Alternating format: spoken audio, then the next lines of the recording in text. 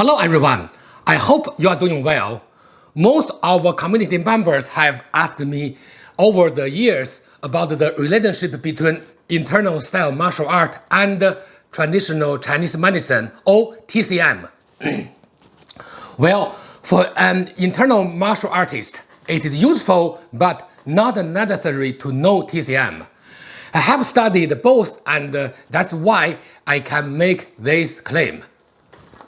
TCM has been developing in China for over 2,000 years, with a much longer history behind it than the internal style of martial arts. Practitioners of prior generations preferred to cultivate reasonable competence in TCM to improve their health, to better understand the human body, and to help students and others recover from injuries, among other benefits. As a result, some theories and concepts developed in TCM were adapted and applied to guide martial art practice, especially for health.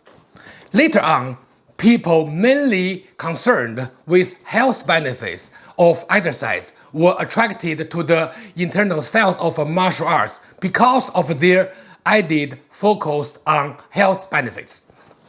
For example, Tai Chi gained a great deal of popularity in the last century. Today, I'd like to introduce a concept rooted in TCM but adapted by the internal style community as a guidance for martial benefits and nowadays also for health. This term is Si Shao, or 4 tips. Topics covered in today's video include: first, Wholism in TCM. Second, Si Shao in TCM. Third, Si Shao in internal martial arts. Fourth, essence of a Si Shao concept. Fifth, demonstration. Sixth, correction of a student's practice. Seventh, takeaways. Bear in mind, I will be introducing TCM concepts in this video not with the intent to teach you TCM itself, but only to explain the history of the term Si Shao and its development in TCM and its later adaptation in the internal styles. If you have a hard time understanding the terminologies introduced in this video, just keep watching and then focus your attention on the martial interpretation and the demonstration sections. So, without any further ado, let's get started. Topic 1. Wholism in TCM. I have to say that Chinese thinking is the foundation of TCM. Ancient Chinese thinkers believed that no entity in the universe is fully independent of other entities. Instead, they are all interdependent. Any part of the subject cannot exist without the whole and cannot be used to represent a whole. A part can only be understood in the context of its whole. Any change in a part can also affect the whole and vice versa. Let's take the yin-yang symbol to demonstrate this concept. You can see in this symbol that yin and yang coexist. Yang and yin can convert to each other under certain conditions. At the same time, there is a yang in the yin and the yin in the yang. Without yang, there will be no yin and vice versa. Because of this, Chinese thinking is not a linear or binary approach, since both parts of the binary are still parts of the whole. With that in mind, let's analyze the characteristics of a TCM based on this approach. TCM is characterized by the concept of organic holiness and treatment based on syndrome differentiation. For example, TCM perceives, first, the universe and the human being as a whole. Second, human beings and the living environment as a whole. Third, human body is the whole. In other words, heaven and earth is a large universe, while the human being is a small universe. And fourth, illness is part of the whole. In other words, diagnosis and treatment of a disease requires practitioners to use holism as a guiding principle, or else it would no longer be called TCM. To summarize, TCM focuses on holism in the analysis and treatment of health issues. Topic 2. Si Shao in TCM. Now, let's talk about Si Shao in TCM. Si Shao consists of two characters. Si means four and Shao means tip or end, or four end parts of the body that correlate to human body functions. They are, first, 发为血烧. Hair is the tip of the blood, or hair can indicate the strength of blood. By the way, TCM has a different interpretation of the term blood. Second, 甲为筋烧. Nails are the tips of the tendons. TCM believes that the liver is the internal organ that correlates to the tendons, and the nails can indicate the health of tendons. Third, 舌为肉烧. Tongue is the tip of the muscle. TCM believes that the strength of the muscles depends on the energy and the blood functions of the body, which can be indicated by the condition of the tongue. Fourth, 齿为骨烧. Teeth are the tips of the bones. TCM believes that kidney energy nourishes bones, and your teeth can indicate the health of your bones or your kidney's energy levels. These four tips can be found in many TCM documents in history. So, TCM practitioners applied this concept in analyzing the overall health of a person, including the conditions of the energy, blood, organs, and so on, by examining the four tips of the body: hair, nails, tongues, and teeth. So, what is the relationship between Si Shao and internal martial art practice? That brings us to the next topic. Topic 3. Si Shao in internal martial arts. The term Si Shao originated in TCM, or traditional Chinese medicine. To understand this term in the context of the internal styles, we have to understand one of the most important martial theory documents, 九要论, or 9 important discussions. This is one of the oldest documents on the theory of the internal styles. I have a prior video titled Knees, Understanding Xing Yi Bagua Tai Chi Through Contrast, number 4. Link is in the description. In that video, I mentioned that Ji Jike, the founder of Xing Yi, found the book in General Yuefei's temple. I also followed that statement up with the research-based claim that it was more likely that this book was written by Ji Jike himself, but attributed to Yuefei due to the prevalent phenomenon of cultural utopianism. Experts arrived at the same conclusion based on the linguistic style, since the linguistic style differed from one period to another throughout Chinese history. In other words, this document was written only about 500 years ago by Ji Jike himself, and not 900 years ago by General Yuefei, as per the claim by Ji Jike.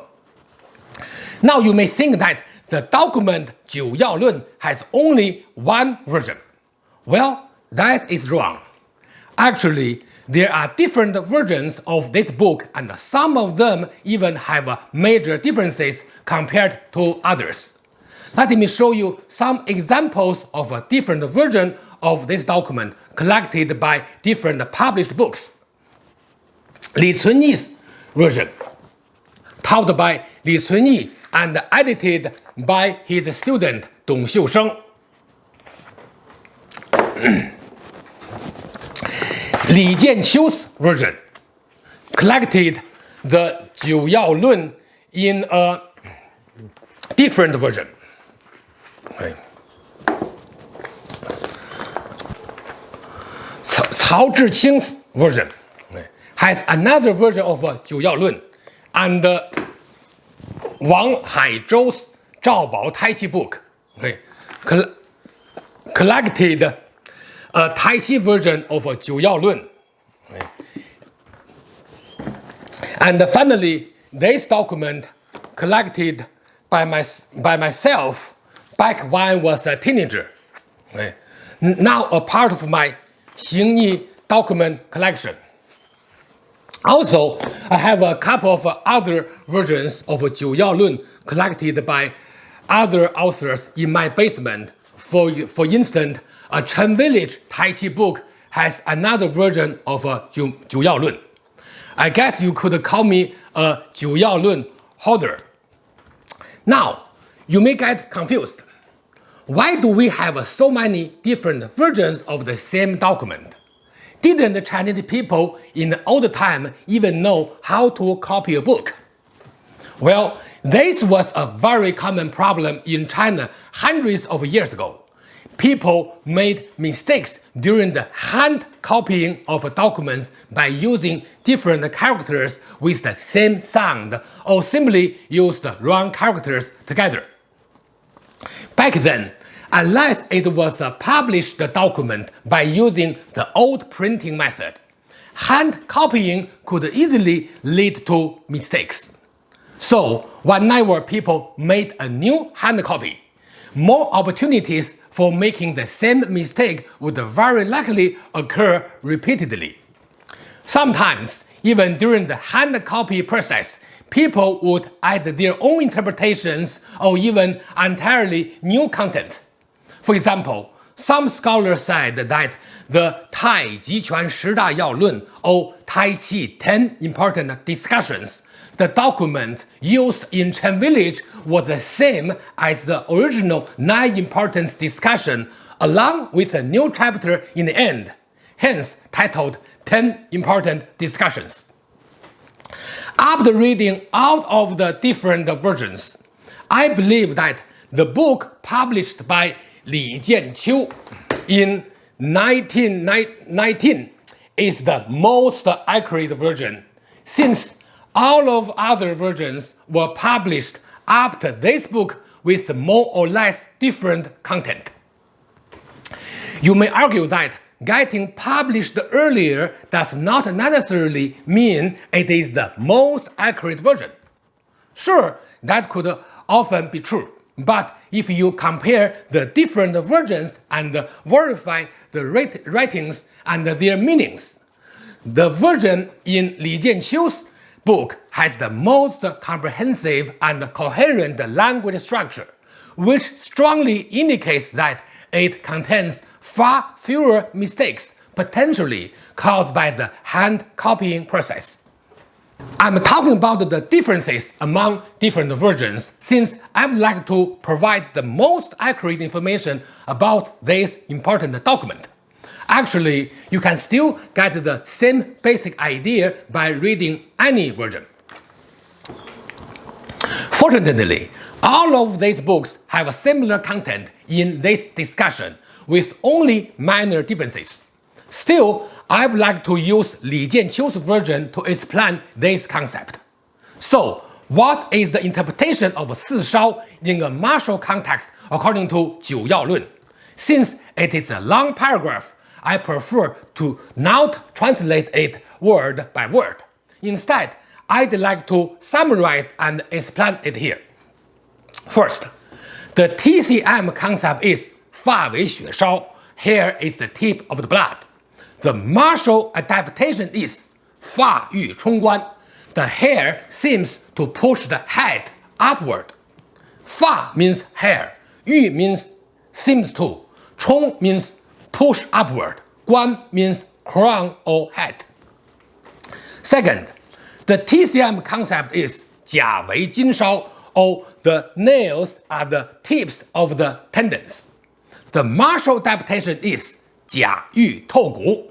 The nails, including fingernails and toenails, seem to penetrate the opponent's bones. 甲 means nail. 玉 means seems to. Toe means through. 骨 means bones.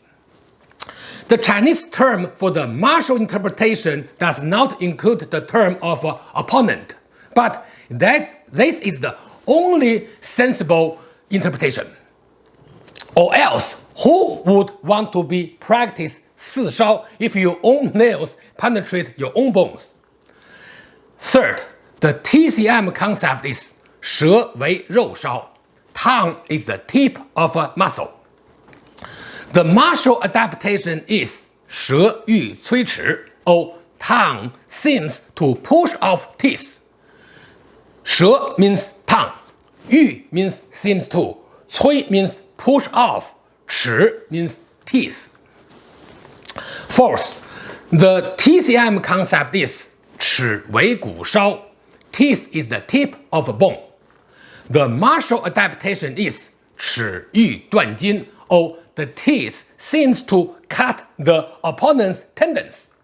齿 means teeth, 欲 means seems to, 断 means cut, 筋 means tendons. We can see that ancient martial artists used these four imageries to express four specific intentions and actions in martial art practice. Even though Si Shao originated in TCM concept, it was later adapted by the martial art community to guide martial practice.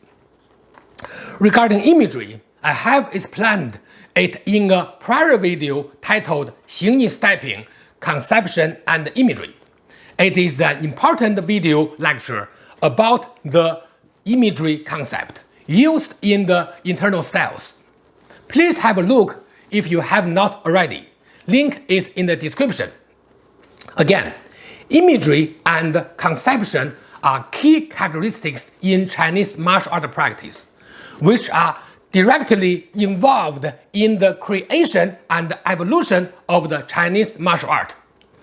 The term Si Shao, or four tips, actually is another example of the application of the imagery and conception. It is worth noting that after the 1930s, different practitioners have developed further explanation of Si Shao. However, these are just some more detailed elaborations of the original concept to make it easier to understand, but they don't break new ground on the topic.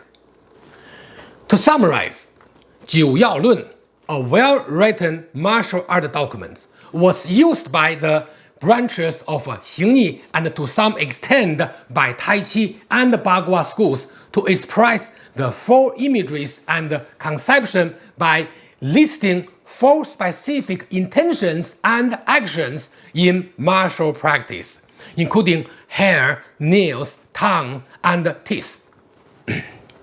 Topic 4. Essence of Si Shao concept.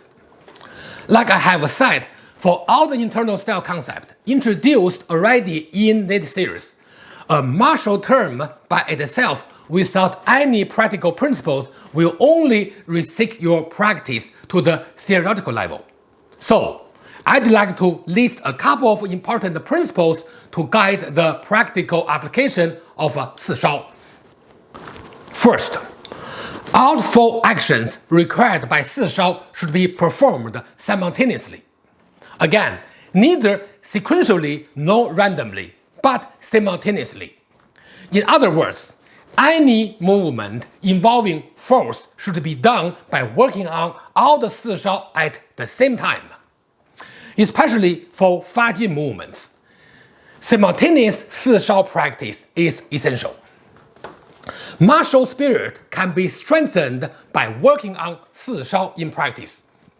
Please pay attention to Si Shao and simultaneous actions, and you will see the improvement in your practice pretty soon. Second, for health, you should focus more on an intention to practice the Si Shao instead of visible movements. While for self-defense, you should focus more on action than intention. So, differentiating the different type of Si Shao practice based on the purpose of practice is an important aspect in any martial art for that matter, not just the internal styles. Si Shao in intention can be a great help in achieving the goal of health benefits and preservation through the practice of internal style of martial arts. There are more detailed explanations for Si Shao, which I will provide in the future. Topic 5. Demonstration. Today, I'd like to demonstrate a Bagua exercise that used Si Shao. As we know, the Si Shao concept originated in TCM, not in Bagua, but it can be applied in Bagua practice as well. Hello, I'd like to demonstrate one Bagua exercise that reflects the concept and the practice of Si Shao. So you can start from here. Okay, then extend, then extend, then 1, 2, 1, 2. Topic 6. Correction of a student's practice. Okay, now I'd like to ask my students to demonstrate the Xing tiger movement, and then I correct his practice. So you can start slowly. Okay, with force now. Yes, now go back, please go back. So you just do this movement. One more time. Then stop. Because first of all, the palm should point to the center line. Second, more rounded. Third, the front knee should extend forward. So the head extend up, the tongue pulled forward, the knee grabbing with the toe, yes, and the teeth all sudden close. This motion. Then when you start to move, then have a small circle. Right. Put the strength, then 2. Now, just come back. You don't have to turn, just come back, walk to here again. So 1, 2, right. Go back again, slowly. Now it's much better. Slowly. When you push slowly, yes. Yes, slowly. So from here. First of all, okay, lower a little bit, the knee go forward, the foot point to here, and then finger grab, have the grabbing motion. Then the first one have a small circle, 1, right, 1. Then the elbow do not move back, move forward. The fist do not make so tight, half, then to the chest, right, then do the move. Yeah, then adjust your posture, again. Very good. Again. Now turning. It's good. Thank you. Topic 7. Takeaways. First, in TCM, diagnosis and treatment of a disease requires practitioners to use Wholism as a guiding principle. Second, Si Shao or 4 tips is a holistic approach to examine a person's health, including the conditions of the person's energy, blood, organs, and so on, by examining the 4 tips of the body, including hair, nails, tongue, and teeth. 3. Martial artists have adapted Si Shao to guide martial art practice. The first reference to Si Shao was found in Jiji's book 9要论, or 9 Important Discussions. Many versions of 9要论 exist, but I found Li Jianqiu's version to be the most accurate so far. 4. The martial adaptation of Si Shao are: first, 发育冲关, the hair seems to push the head upward. Second, 甲玉透骨, the nails, including fingernails and the toenails, seem to penetrate the opponent's bones. Third, 舌玉摧齿, the tongue seems to push off teeth. Fourth, 齿玉断筋, the teeth seem to cut the opponent's tendons. 5. Two important Si Shao principles. First, all 4 actions should be performed simultaneously. Second, for health benefit, focus more on intention than on actual movements. For martial benefits, focus more on actual movement than on intention. 6. Remember to check out the demonstration and the students' practice correction section to get a visual representation on how to practice Si Shao. That brings us to the end of today's video. Do let me know in the comment section how Si Shao affects your practice. Thanks for watching, see you next time, and enjoy your practice.